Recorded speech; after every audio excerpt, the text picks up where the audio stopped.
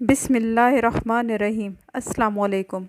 شناخت پریڈ کے لیے عائشہ نے جانا تھا، مگر عائشہ نے انکار کر دیا اور وہ نہیں گئی۔ ایک نارمل انسان 10 لوگوں کو یاد رکھ سکتا ہے یا 12 لوگوں کو یاد رکھ سکتا ہے یا زیادہ سے زیادہ 20 لوگوں کو یاد رکھ سکتا ہے۔ اس سے زیادہ لوگوں کی شکلیں کیسے یاد رکھ سکتا ہے؟ مطلب 400 لوگوں کو عائشہ کیسے پہچانے گی کہ انہی 400 لوگوں نے عائشہ سے گھٹیا حرکتیں کی؟ اب عائشہ اکرام اور اس کا دوست ریمبو مشکل میں پھنسنے جا رہے ہیں۔ عائشہ اور ریمبو نے ایک پلاننگ کے تحت یہ سب کچھ کیا۔ اس ویڈیو میں اس کا ثبوت رکھوں گی۔ اب اسلام آباد کی جیلوں میں مائک اور کیمرے نصب کرنے کا فیصلہ کیا گیا ہے تاکہ کوئی بھی پولیس اہلکار کسی بھی سائل سے بدتمیزی نہ کر سکے۔ اور ساتھ میں یہ بھی ڈسکس کرنا ہے کہ عائشہ اکرام کو ہاسپٹل سے نکالنے کے لیے لیگل نوٹس دے دیا گیا ہے۔ اگر آپ کو لگتا ہے کہ میرا چینل سبسکرائب کرنا چاہیے تو کر دیں اور ساتھ میں بیل آئیکن کے بٹن کو بھی دبا دیں تاکہ میری ویڈیوز آپ تک پہنچتی رہیں۔ آج مینار پاکستان کے واقعے میں ملوث ملزمان کی شناخت پریڈ کی جانی تھی۔ جج صاحب 8:30 بجے کچہری میں اپنی حاضری لگا کر کیمپ پہنچ گئے، مگر وہاں پر کافی دیر انتظار کرنے کے بعد عائشہ اور ان کے وکیل نہ آئے۔ جب کافی دیر گزر گئی تو پھر عائشہ اور ان کے وکیل کو کانٹیکٹ کیا گیا کہ عائشہ آ جائیں گی یا نہیں آئیں گی، تو پتہ چلا کہ عائشہ کی طبیعت ٹھیک نہیں ہے، اس لیے وہ آج نہیں آ سکتی۔ پھر تقریباً 10:30 یا 11:15 بجے کے قریب جج صاحب وہاں سے چلے گئے اور شناخت پریڈ نہ ہو سکی۔ آج ہونا کچھ ایسا تھا کہ 20-20 کے گروپ میں لوگوں کو لانا تھا اور ان کو عائشہ کے سامنے بٹھانا تھا اور پھر عائشہ نے بتانا تھا کہ ان میں سے کس نے دسترازی کی اور کس نے نہیں کی۔ پھر جو لوگ عائشہ سلیکٹ کرتی ان لوگوں کو الگ سیل میں ڈالا جاتا اور پھر تفتیشی افسر جج صاحب کو رپورٹ پیش کر کے ان ملزمان کی طلبی کرواتا اور پھر ملزمان کا ریمانڈ مانگا جاتا۔ مگر آج یہ سب نہیں ہو پایا۔ آج 11 نئے بندے عدالت میں پیش کیے گئے تھے اور ان کو جوڈیشل کر دیا گیا ہے۔ 144 بندے پہلے گرفتار کیے جا چکے ہیں اور 11 آج ہوئے، تو یہ تقریباً 155 لوگ ہو گئے جن کو شناخت پریڈ کے لیے جیل میں لایا گیا۔ اب عائشہ کی طرف سے جو نامزد کیے گئے ہیں وہ 400 بندے ہیں۔ پولیس نے 400 بندہ پورا کرنا ہے۔ پولیس بھی یہی کوشش کر رہی ہے کہ سب کو گرفتار کرے۔ اب کچھ لوگ وہاں سے گزر رہے تھے، یعنی مینار پاکستان کے پاس سے گزر رہے تھے، مگر اس ہجوم کا حصہ نہیں تھے، لیکن پولیس نے ان کو بھی گرفتار کر لیا ہے کیونکہ ٹاور کی لوکیشن آ رہی تھی۔ کچھ ایسے بھی لوگ تھے جو بیوی بچوں کے ساتھ گئے تھے مگر اس جگہ پر موجود نہیں تھے، ان کو بھی پولیس نے گرفتار کر لیا ہے کیونکہ پولیس کے لیے یہ بھی سر درد بنا ہوا ہے کہ 400 بندوں کو پکڑنا ہے، اور پولیس یہ بھی کہتی ہے کہ 400 بندہ کسی طرح سے ہم پکڑ بھی لیں مگر 400 بندوں کی تفتیش کیسے ہوگی؟ کیونکہ 400 بندوں کی تفتیش کرنا بہت مشکل ہے۔ اب 3 لوگوں نے ضمانت قبل از گرفتاری کروائی ہوئی ہے اور 2 لوگ ایسے ہیں جنہوں نے ضمانت بعد از گرفتاری کے لیے درخواست دی ہوئی ہے، اور یہ 2 آدمی بھی جیل کے اندر شناخت پریڈ کے لیے تھے۔ تو جج نے 30 اگست کو ریکارڈ طلب کر لیا ہے اور کہا ہے کہ ان 2 آدمیوں کے وکیل دلائل دیں کہ اگر کوئی ملزم شناخت پریڈ کے لیے جیل میں ہو تو کیا اس کی ضمانت بعد از گرفتاری ہو سکتی ہے۔ اب ان کی 30 اگست کو سماعت ہونی ہے۔ اب بہت سے لواحقین مسلسل احتجاج کر رہے ہیں کہ ہمارے بچے تو وہاں پر تھے ہی نہیں، مگر ان کو نمبر پورے کرنے کے لیے اٹھا لیا گیا ہے۔ اب یہ بھی کہا جا رہا ہے کہ پولیس بندہ اٹھاتی ہے اور کہتی ہے کہ پیسے دے دو نہیں تو ہم تمہارا نام اس کیس میں ڈال دیں گے۔ اب عائشہ کا کیس لوگوں کے لیے خوف کی علامت بنا ہوا ہے۔ پولیس یا تو پیسے لے کر چھوڑ دیتی ہے یا پھر کہتی ہے اگر پیسے نہیں دینے تو عائشہ والے کیس میں اندر ڈال دیں گے، کیونکہ 400 بندہ تو پورا کرنا ہی ہے انہوں نے۔ اب ایسے معاملات بھی چل رہے ہیں وہاں پر۔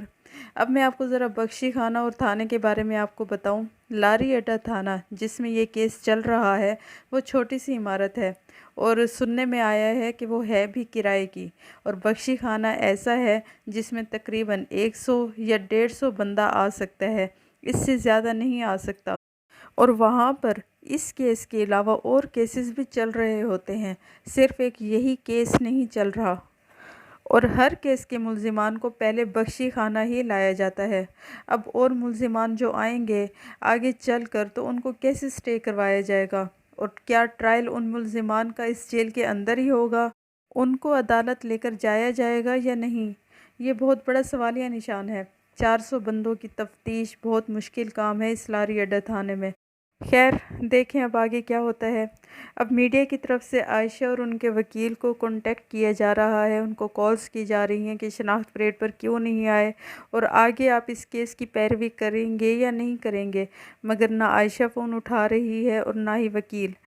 اب شناخت پریڈ آگے رکھ دی گئی ہے، اب پتہ نہیں اس میں بھی وہ آتے ہیں یا نہیں آتے۔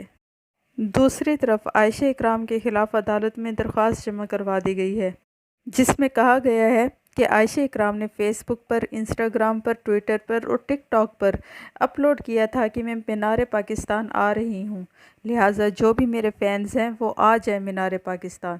اب درخواست گزار کا کہنا ہے کہ جن لوگوں نے عائشہ اکرام کو چھیڑا ہے یا دست درازی کی ہے، ان لوگوں کو عائشہ نے خود ہی بلایا تھا اور پھر وہاں پر بلانے کے بعد لوگوں کو غلط کام پر اکسایا تھا۔